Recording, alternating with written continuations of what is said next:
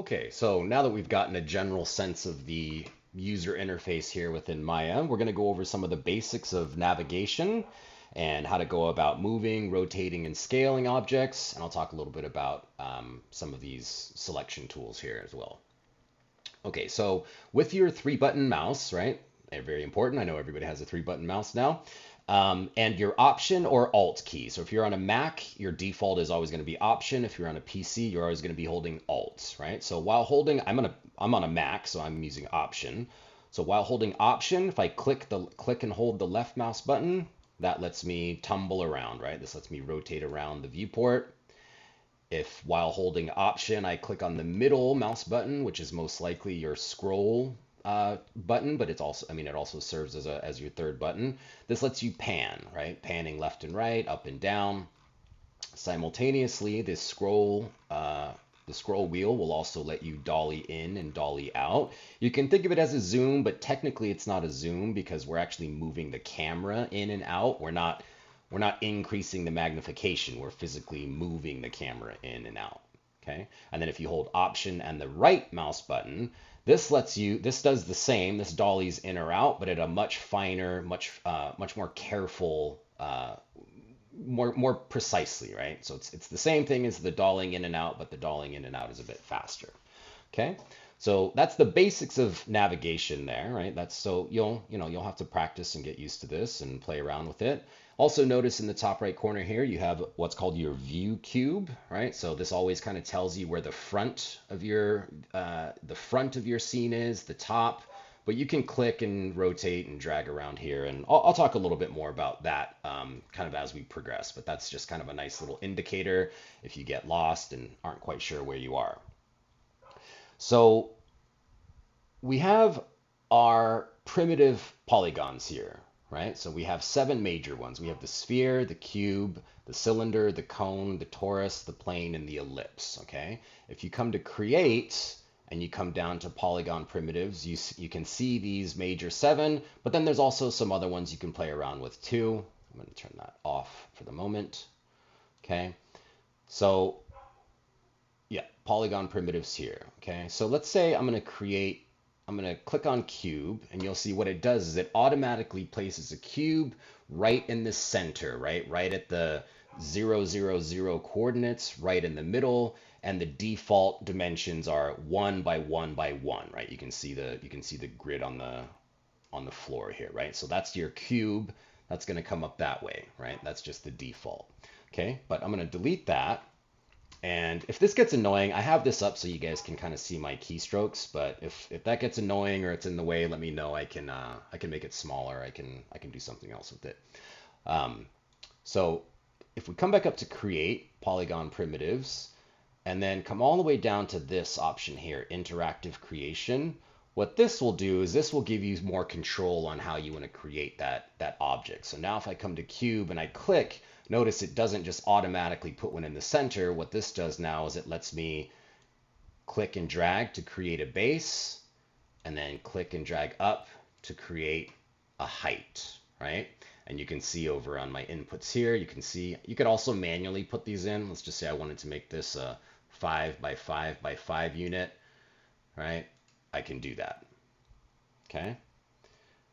And yeah, before I get into that. Okay, so we have our cube, and now with the W, the E, and the R, right? These are our hotkeys for move, rotate, and scale. You can also see on the left-hand side here. So this is our move tool, this is our rotate tool, this is our scale tool, okay? So starting with W, if I hit W, you can see it pulls up these 3 handles, right, that are each pointing in the axis direction, okay? So if I click and drag here, I'm confined to just the Z-axis. I can only move on the Z-axis. If I click and drag here, I can only move on the X. If I click here, I can only move on the Y. If I want to just free form move the entire object, you see this blue square in the middle. If I just click here, then I can drag and move it around as I like, okay? Also, you see these squares on each plane here. So if I click on here and I move it around, this constrains me to that X plane, so I can move on the Z and I can move on the Y, but I can't move on the X. X. Same thing here. If I click here, this will constrain me so I can go up on the Y and I can come forward with the X, but I can't go back, right? And then same here. If I click here, I can't go up or down, but I can go left or right, front and back, okay? So those are your move options, okay? And again, that's W, okay? If we click on E, this is the rotate tool, and you can see I get a circle for each line of, so for each axis here, so I can rotate this way, I can rotate this way, I can rotate this way, I can move around and rotate, fine tune things. Okay, you'll notice there's this outer blue line. What this does is this will rotate the cube at exactly a perpendicular plane to me, the camera. So if I click here, it'll rotate perpendicularly to the camera, wherever the camera is at that moment, right? Okay, so that's the rotate tool. Now R is your scale tool, and this looks like the move tool, except instead of arrows, you have these little blocks here that will do exactly what you're guessing. If I click on this here, the Z, it'll rotate. Let me zoom out a little bit. It'll rotate on the Z axis. If I click here on the Y, or sorry, not rotate, it'll scale on that axis. Scale here. And then if I want to scale the whole thing, you know, equidistant in every direction, you can click on the middle, right? And just, you know, move your mouse up or down. That'll scale the whole thing. And then just like that move tool earlier too, if I want to lock in one axis and just scale on the other two, I can click here, right? And you can see I can rotate on the Y and the X, but not the Z. Same thing here, right? And then same thing here. It's a little weird to do it this way. It's probably better just to manually do it, but yeah, that's the scale tool there. If you ever get like kind of lost and you're not, if you got a multiple things going and you're not quite sure where you are, if you just press F will automatically recenter you, or whatever object you're on, it will recenter that object into the frame, okay? We have some selection tools that I want to show you as well. So let me scale this way down. And I'm just gonna make a couple different objects. Okay, just gonna make a few here.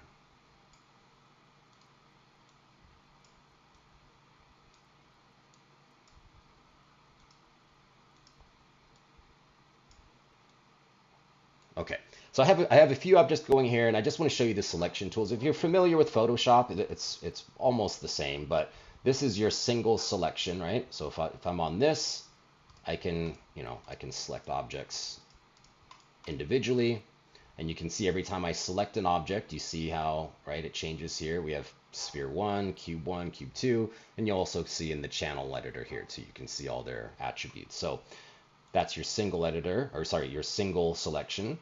If I select here, this is your lasso selection. So let's just say I wanted to select just these two. I can do that. And then when you have an object selected, we'll get into faces and vertices and intersections and things like this. But then we also have what's called the paint selection tool. And this will let me select individual components on that selected object, right? We'll get to more of that later, but so your 3 selection tools here, your move, your rotate, your scale tool, and then the basics of your poly modeling just to create your shapes. But go ahead and spend some time and practice. Practice moving around, practice rotating, scaling objects, selecting objects. It